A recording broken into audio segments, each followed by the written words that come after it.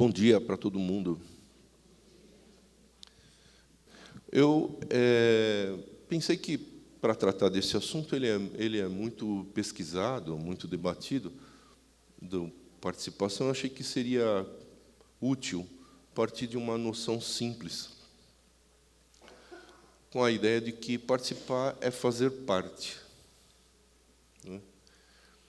E me baseei em um autor que tem um nome esquisito, chama-se Amitai Etzioni. Ele é um judeu germânico que migrou para os Estados Unidos, é um sociólogo que faz muita pesquisa sobre organizações. Aqui tem livros no Brasil publicados. Um desses livros se chama Organizações Complexas.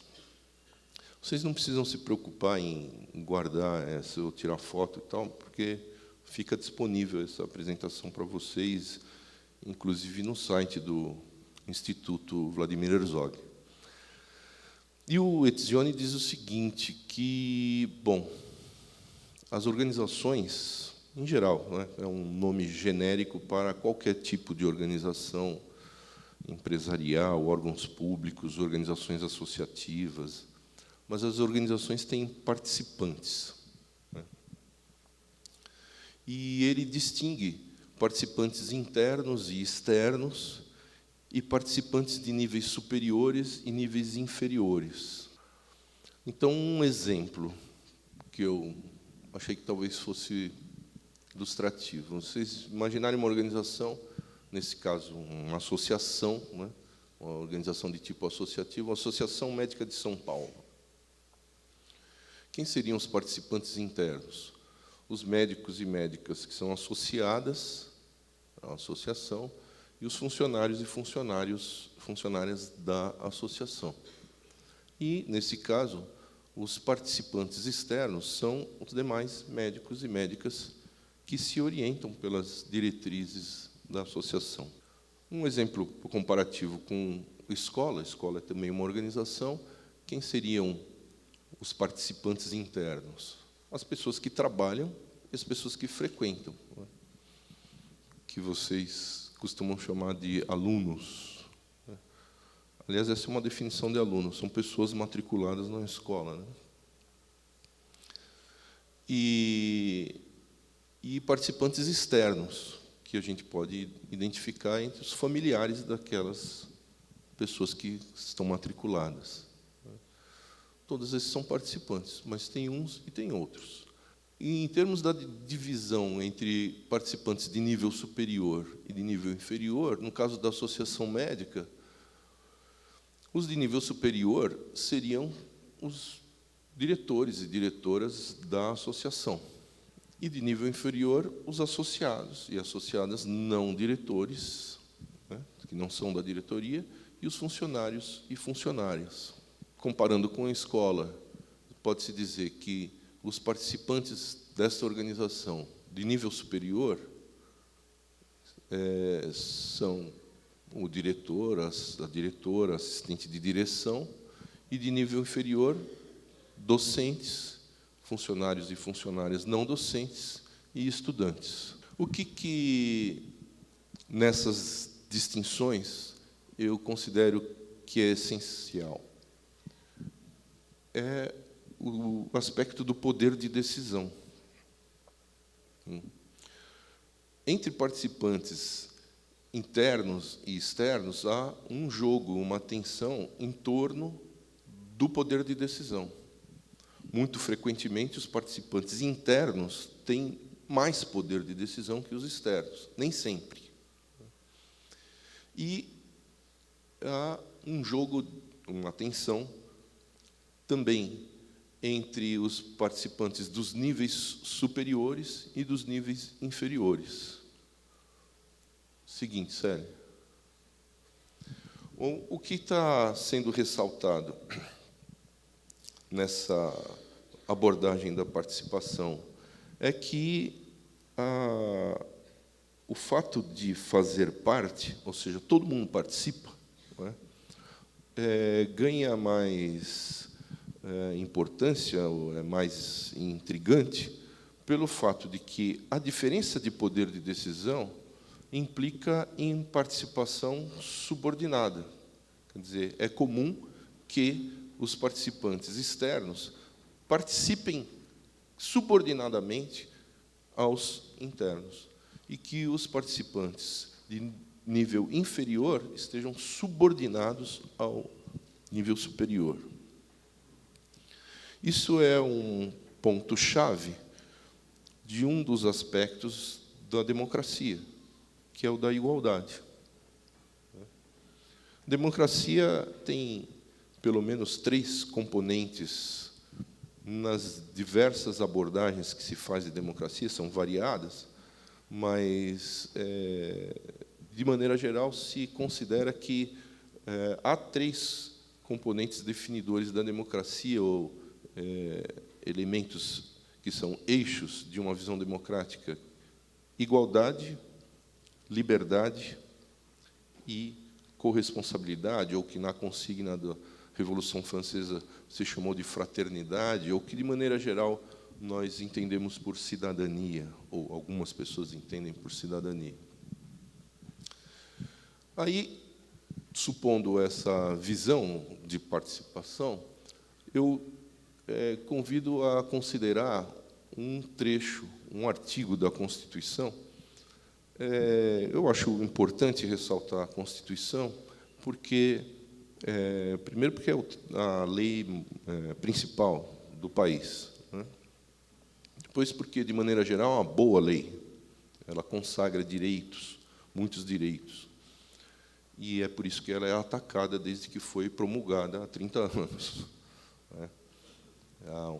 Há aqui também uma luta constante, né, entre visões que procuram manter e assegurar privilégios e visões daquelas pessoas perdão, que buscam derrubar privilégios, instaurando direitos. Né? A Constituição também é muito longa, trata de muitos aspectos, e é pouco comum que as pessoas tenham contato. Não costumam conhecer o texto da Constituição. Inclusive, os diversos órgãos do poder público. Né? Há uma tradição nossa de que o Poder Executivo venha estabelecer regras, normas, e tudo isso faz parte, né? É uma prerrogativa do Poder Executivo, mas o Poder Executivo não faz leis. No caso da nossa área de educação, isto é muito difundido, essa ideia de que a legislação vem do Poder Executivo. Na Secretaria Estadual de Educação, por exemplo, eu vi uma publicação que era assim: legislação da educação, uma compilação de normas. E era uma série de normativas da Secretaria de Educação. Essas normativas não são leis, não é? Elas têm que estar de acordo com as leis. Então, se dá muito mais valor à regulamentação que o Poder Executivo faz do que às leis das quais deveriam derivar essas regras. Né? Vocês, de escolas municipais, devem ter ideia de que praticamente todo dia é publicada uma portaria, uma resolução regulamentando detalhadamente e homogeneamente aquilo que deveria, ou eles querem, os governantes, que deve se passar em cada uma das escolas, e em todas.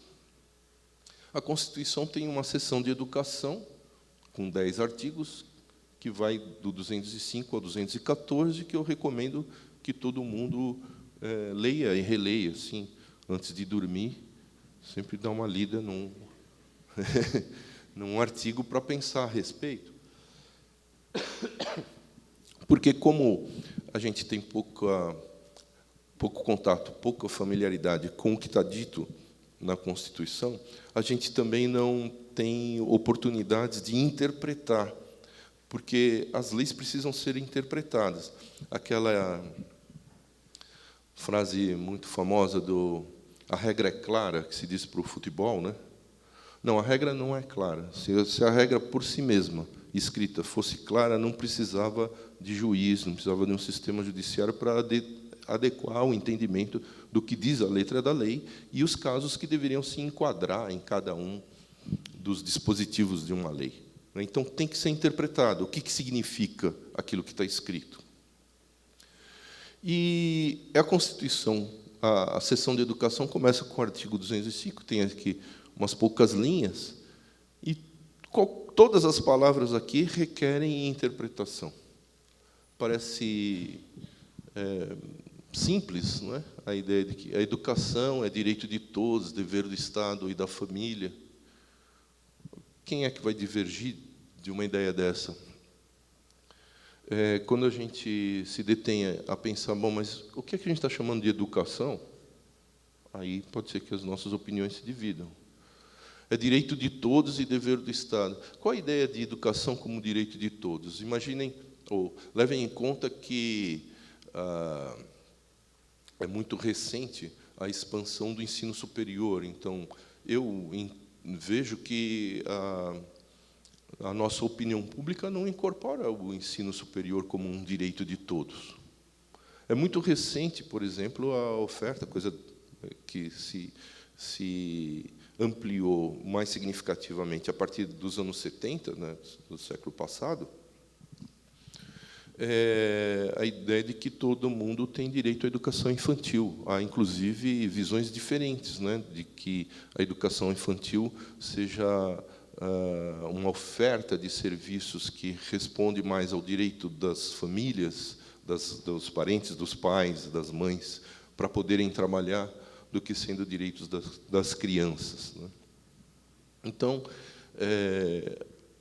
se pode ver opiniões diferentes e praticamente a gente não tem espaços de debate para que a gente consiga afirmar alguns entendimentos mais consensuais sobre o que significa aquilo que está escrito na lei. É dever do Estado e da família. O dever do Estado, em parte, está prescrito na própria Constituição e em outras leis, como a Lei de Diretrizes e Bases da Educação. Mas qual é o dever da família? Isso praticamente não se debate, né?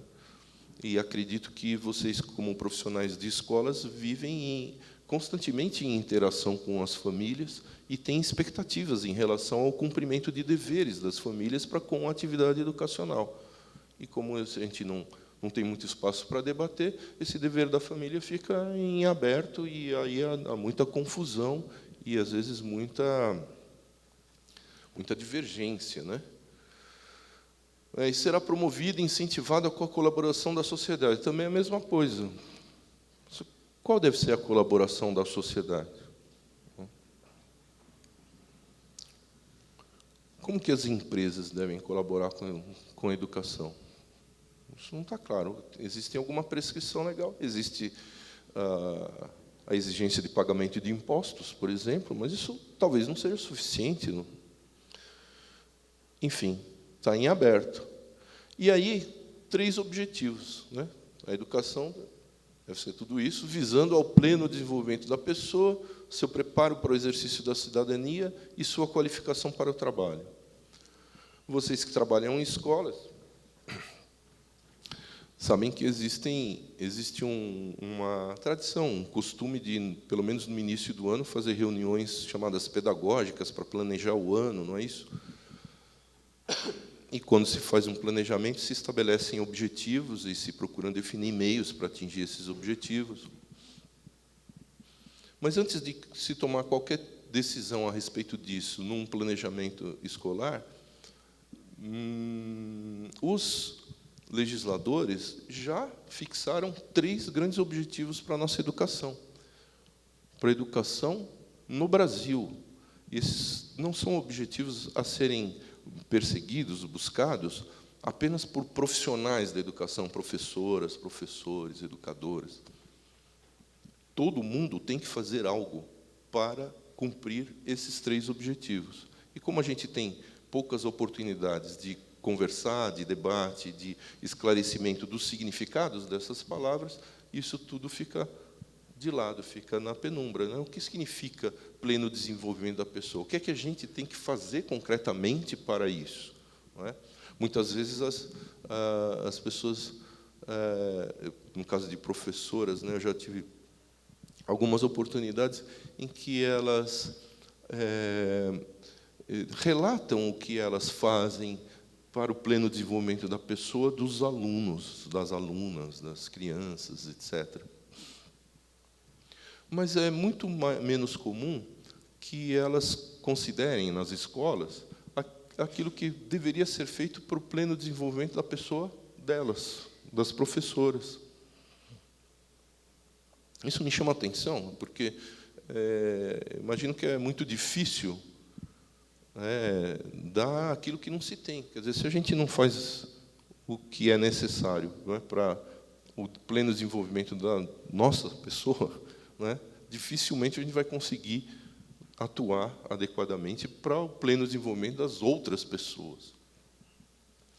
E o que seria pleno? Tudo isso está em aberto. Há alguma proximidade, afinidade, né, entre a ideia de pleno desenvolvimento da pessoa e debates mais recentes, aliás, muito recentes, não é, sobre educação integral. Preparo para o exercício da cidadania também é algo que está em aberto. Como é que faz para preparar para o exercício da cidadania? Depende do que a gente entender o que é cidadania e o seu exercício. Ou será possível a gente se preparar para exercer sem exercer?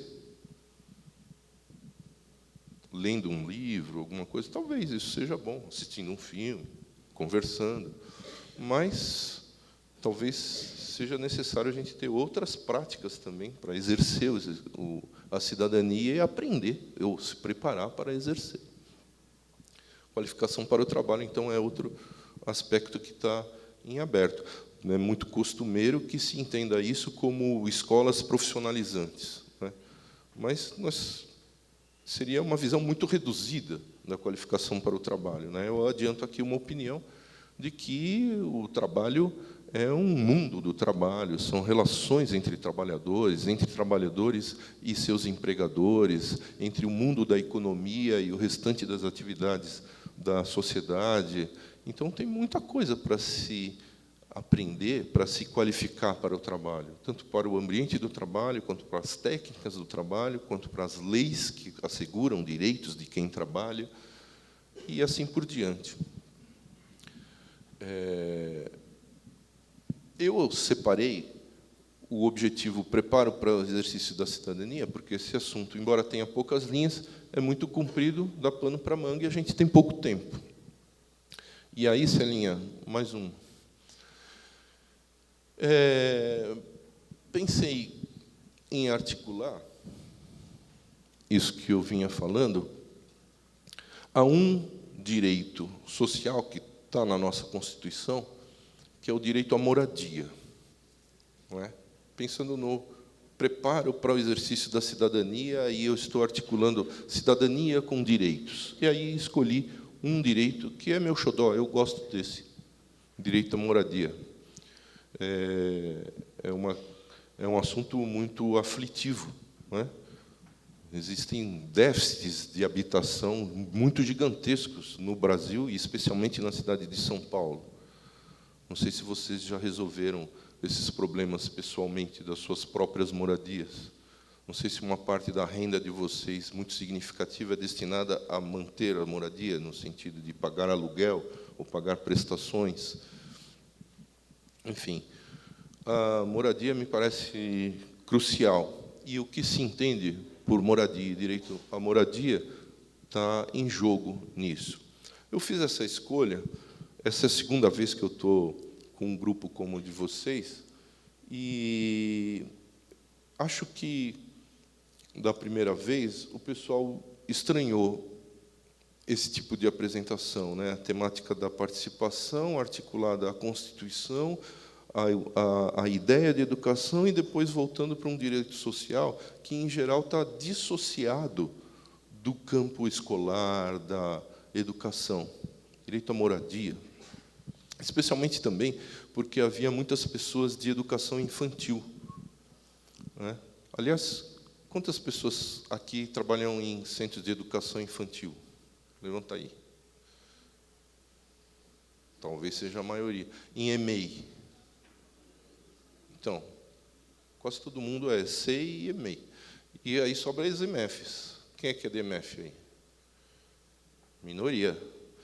Então, eu acho que vai tender a parecer que esta exposição tem mais a ver com EMF, né? Porque a molecada já é maiorzinha, enfim. Mas, mesmo para os estabelecimentos de educação infantil,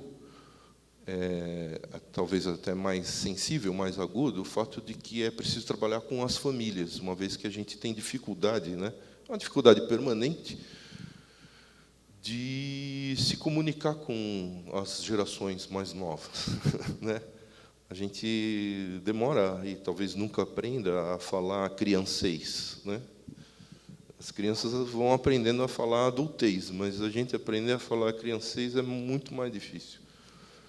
Então, na educação infantil, é muito mais sensível essa relação da escola com as famílias, né?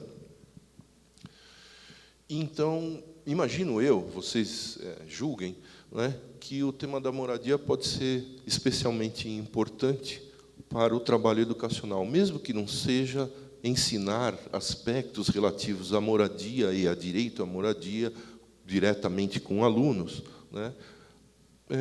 Pensar o quanto e como, né, se poderia ter uma atuação do estabelecimento educacional em termos do relacionamento com as famílias e de uma educação que envolva as famílias no enfrentamento das suas dificuldades.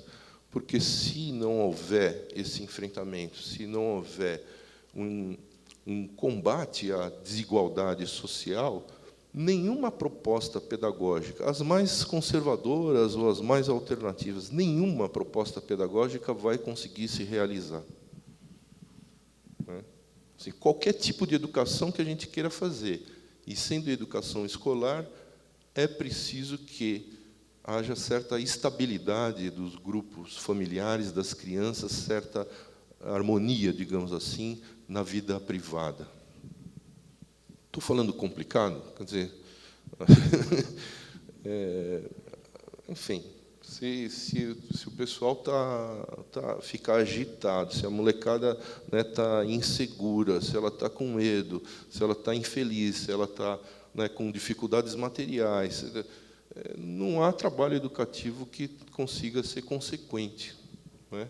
Ou que, na minha opinião, nos leva, né, à responsabilidade de fazer um trabalho educativo que atue ao mesmo tempo com os desequilíbrios, as desigualdades, os dramas, não é, da vida não escolar. Bom, vamos lá. Então, o direito à moradia, segundo a ONU, né, já se tem uma visão de que moradia não se resume a teto e quatro paredes, né? Se trata de uma ideia de padrão de vida adequado. E ela estabelece, a ONU tem uns 12 documentos internacionais, o Brasil é signatário desses documentos, que significa que quando um país assina documentos internacionais, isso tem força de lei para o país. E, então, está aqui colocado como um direito de toda pessoa a um lar e a uma comunidade seguros, né, para viver em paz, dignidade e saúde física e mental. Pensem como isso tem desdobramentos de desafios para nós como educadores, né? Então, qual a educação que nós estamos fazendo, ou que maquinações a gente pode elaborar para um tipo de educação que favoreça isso? Todos esses aspectos, que são grandes desafios. Ainda, o conceito de moradia, de direito à moradia, envolve segurança de posse, ou seja, não ter medo de sofrer remoção, ameaças indevidas ou inesperadas, coisas que a cada dia a gente vê no noticiário que ocorrem. Implica disponibilidade de serviços, infraestrutura e equipamentos públicos, ou seja, redes de água, saneamento básico, gás e energia elétrica, escolas, creches, postos de saúde, áreas de esporte e lazer, transporte público, limpeza, coleta de lixo, etc. Não é? As tais das desigualdades sociais são visíveis em termos justamente da ausência disso, né? E aí a gente tenta fazer a educação escolar contra, né, nadando contra essa maré de calamidade até. Tem que ter custo acessível, ou seja, não comprometer o orçamento familiar e permitir atender outros direitos humanos, como alimentação, lazer, etc. Vocês já têm casa própria, tudo tranquilo? Todo mundo? Vocês estão pagando aluguel? Eu pago uma parte grande do meu salário em aluguel. Me aflige muito. E eu sou privilegiado. Imagina a rapaziada. Implica habitabilidade, quer dizer, condições de proteção contra frio, calor, chuva, vento, umidade, contra ameaças de incêndio, desmoronamento, inundação e qualquer outro fator que ponha em risco a saúde e a vida das pessoas. O tamanho e os cômodos têm que ser condizentes com o número de moradores e espaços adequados para lavar roupas, armazenar e cozinhar. Não sei quantas crianças que são abrangidas pelas escolas de vocês que vivem em condições completamente contrárias a isso. Moram no córrego, na beira do córrego, num barraco, num cubículo com muita gente, úmido, né? As pessoas adoecem. Eu lembro de uma professora dizendo que recebi o trabalho escrito de um aluno que vinha manchado de gordura, e ela recomendou: você, quando for fazer sua lição, não fica na cozinha. Encontra uma mesa, você faz, você vai voltar limpinho e tal. E ela teve a oportunidade de ir à casa desse garoto. E a família inteira morava na cozinha. Não tem como ir para outro lugar para ter uma mesa adequada para fazer os trabalhos. Então, enfim, o direito à moradia não está sendo respeitado e tem implicações para isso que a gente chama de educação. Implica não discriminação e priorização de grupos vulneráveis, idosos, mulheres, crianças, pessoas com deficiência, adoentadas, vítimas de desastres naturais, etc. Eu fui selecionando algumas fotos que talvez fossem ilustrativas das ideias. Está aqui um grupo vulnerável, uma criança trabalhando, vendendo na rua. Não sei quantos alunos de vocês têm esse tipo de prática. Implica a localização adequada do direito à moradia. Aqui eu botei uma foto de uma cidade europeia, toda planejada, de um jeito que os empregos e fontes de renda, transporte público, supermercados, farmácias, correios e outras fontes de abastecimento têm acesso a bens ambientais como terra, água e meio ambiente equilibrado. E tem que ter adequação cultural, quer dizer, a forma de construir e os materiais utilizados devem expressar a identidade e a diversidade cultural de moradores e moradoras. Reformas e modernizações devem respeitar as dimensões culturais da habitação, os diferentes lugares, diferentes origens, diferentes costumes.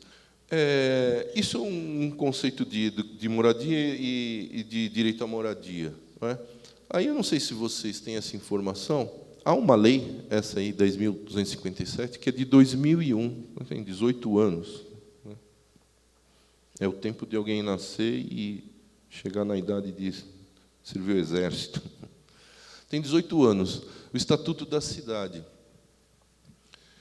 A gente tem uma lei, essa lei federal, que orienta a política urbana, ordena o desenvolvimento das funções sociais da cidade e da propriedade urbana, e tem 17 diretrizes gerais. Então, a gente não está acostumado a ler a Constituição, mas possivelmente menos pessoas chegaram a ter contato com o Estatuto da Cidade. Mas, como são muitas diretrizes, eu selecionei algumas aqui que eu vou ler rapidamente. Uma é garantia do direito às cidades sustentáveis, entendido como direito à terra urbana, à moradia, ao saneamento ambiental, à infraestrutura urbana, ao transporte e aos serviços públicos, ao trabalho e ao lazer para as presentes e as futuras gerações. A lei está mandando que as coisas sejam feitas para isso. Que haja gestão democrática por meio da participação da população e de associações representativas dos vários segmentos da comunidade na formulação, execução e acompanhamento de planos, programas e projetos de desenvolvimento urbano. Não sei como é isso nas áreas em que vocês trabalham. Tem que ter cooperação entre os governos, a iniciativa privada e os demais setores da sociedade no processo de urbanização em atendimento ao interesse social. Planejamento do desenvolvimento das cidades, da distribuição espacial da população e das atividades econômicas do município e do território sob sua área de influência, de modo a evitar e corrigir as distorções do crescimento urbano e seus efeitos negativos sobre o meio ambiente. Um dos principais instrumentos da lei é o planejamento. E, dentro do planejamento municipal, nós temos a sorte, né, de ter um plano diretor. Aí é uma lei mais recente, municipal, não sei se vocês já ouviram falar. Esse plano diretor é de 2014, está cumprindo 5 anos agora. Né? Qual o objetivo da lei? Humanizar e reequilibrar São Paulo. Não é barato. O plano de diretor da cidade, para que deve ser, o que deve ser feito? Humanizar e reequilibrar São Paulo, aproximando moradia e emprego, enfrentando desigualdades socioterritoriais. Diz a lei, combatendo a terra ociosa sem função social. Aqui eu botei uma foto, não sei se dá para vocês verem. Tem um terreno que está cercado ali, para que serve isso? Não está construído nada, tem gente morando na rua. É especulação imobiliária, é para fazer valorizar a terra de quem tem a propriedade. Implantando a política habitacional para quem precisa. Aqui uma foto de um acampamento de sem-teto. Bem grandinho, por sinal. Valorizando o meio ambiente. Olha como é que a gente faz a cidade. Né? A capivarinha ali, coitada. Olhando os caminhões passando na marginal. Orientando o crescimento das cidades nas proximidades do transporte público. Qualificando a vida urbana na escala do bairro. Essa foto aqui é famosa. Vocês já viram essa aqui? Né? Esse aqui fica no Morumbi, no Real Parque. O condomínio de luxo, uma piscina em cada andar, colado, né, na favela de Paraisópolis.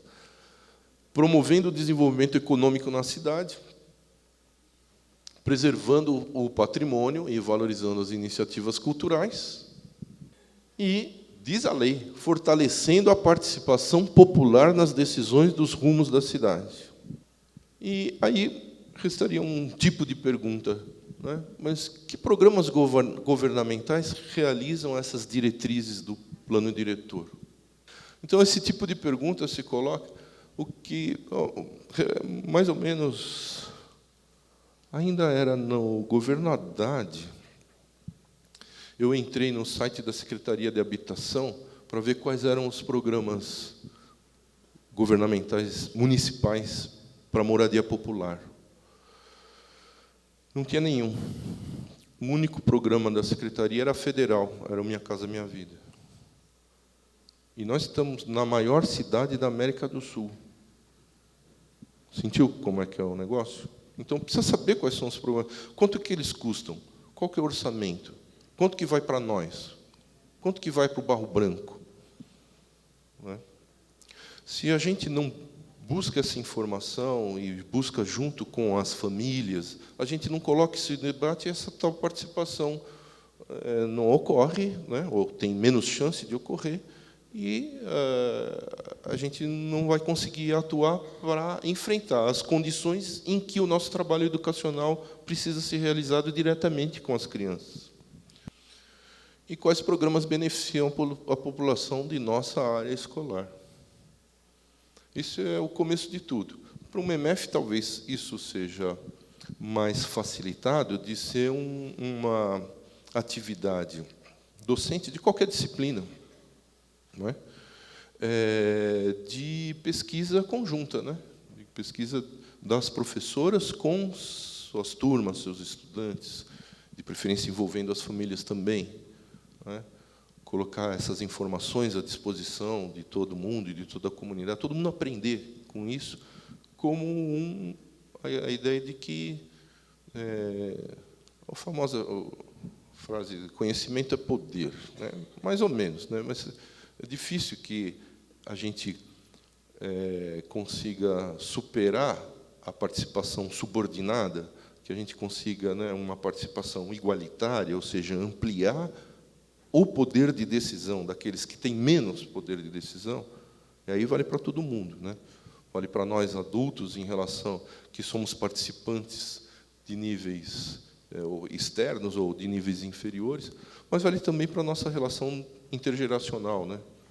Entre adultos e crianças, jovens. Poder de decisão. O que a gente está fazendo para ampliar o poder de decisão dos outros?